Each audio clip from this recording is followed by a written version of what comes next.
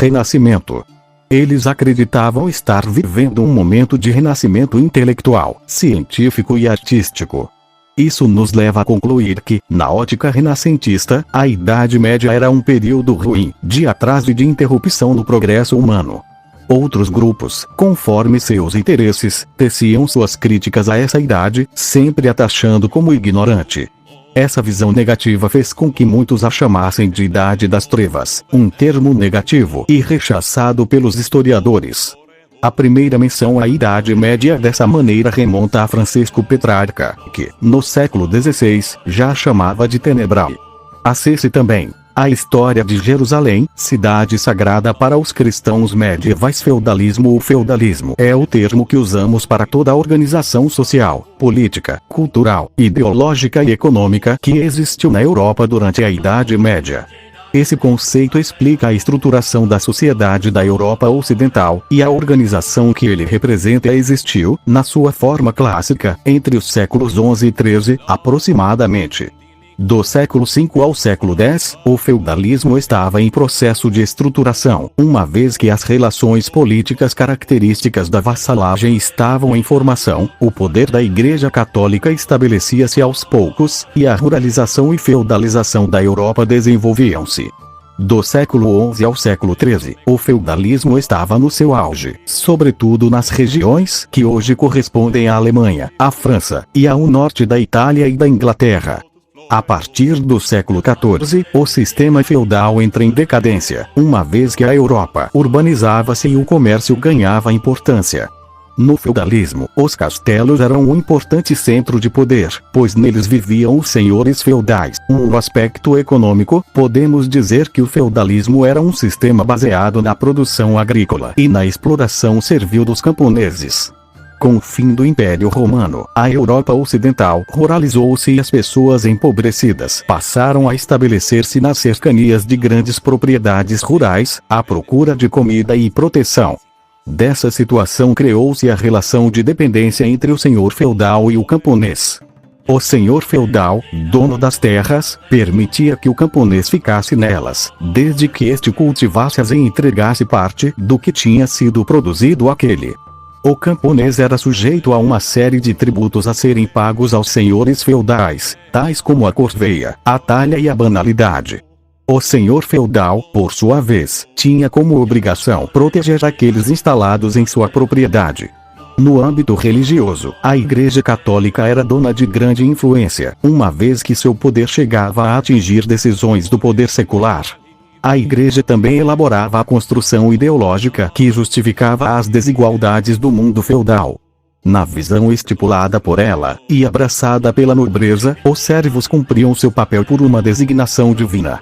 A relação de suzerania e vassalagem existente entre reis e nobres medievais era uma das principais formas de organização política na Idade Média. A sociedade feudal era estamental, isto é, dividida em classes com funções muito bem definidas, e na qual a ascensão social era bastante difícil. Nela existiam três grandes classes sociais: nobreza, belatores, classe privilegiada, detentora de terras, que tinha como função, dentro da ideologia medieval, proteger a sociedade, clero, oratores, membros da Igreja Católica que cumpriam funções religiosas. Também era uma classe privilegiada, uma vez que a Igreja detinha riqueza, poder e terras, camponeses, laboratores, grupo empobrecido que sustentava a sociedade feudal por meio de seu trabalho e dos altos impostos que pagava. No aspecto político, a vassalagem era uma das grandes manifestações do feudalismo. Essa estrutura surgiu por volta do século VIII e estabelecia as relações de poder entre rei e nobres de cada reino. Por meio da vassalagem, o rei, suzerano, e os nobres, vassalos, realizam um acordo estabelecendo laços de fidelidade entre si. Os vassalos recebiam um feudo, terra, e tinha como obrigação auxiliar o seu suzerano na execução da justiça, na administração do reino e na guerra, se necessário. Principais acontecimentos. A Idade Média foi muito longa e, logicamente, impactada por diferentes acontecimentos importantes para a história humana. A Idade Média, em si, é fruto do fim do Império Romano do Ocidente, após o qual uma série de reinos germânicos estabeleceu-se na Europa Ocidental. O caso mais simbólico foi o dos francos, povo germânico que se estabeleceu na Gália e formou um reino governado, primeiro, pelos merovingios e, depois, pelos carolíngios. Estes foram a primeira grande dinastia a governar um reino na Europa e, por meio de Carlos Magno, seu principal rei, formaram um império com um território bastante vasto. O surgimento do islamismo no século VII marcou um rompimento do Ocidente com o Oriente, sobretudo quando os muçulmanos conquistaram a Península Ibérica. O avanço muçulmano na Europa só foi interrompido por Carlos Martel, em 732. Séculos depois, a Igreja Católica encontrou na guerra contra os muçulmanos uma forma de estender sua riqueza até o Oriente. A Inquisição foi um dos eventos mais importantes da Idade Média. Nela, todos aqueles que não seguiam a doutrina da Igreja eram perseguidos e mortos. As cruzadas ocorreram do século XI ao século XII e mobilizaram tropas cristãs contra os muçulmanos, na Palestina e no norte da África. Ao todo foram 9 cruzadas, sendo a primeira delas convocada pelo Papa Urbano II, em 1095. A 9ª cruzada foi encerrada em 1272, e o objetivo inicial dos cristãos, conquistar Jerusalém, não foi alcançado. Outros destaques que podem ser feitos sobre a Idade Média são o Império Bizantino e o estabelecimento da Inquisição.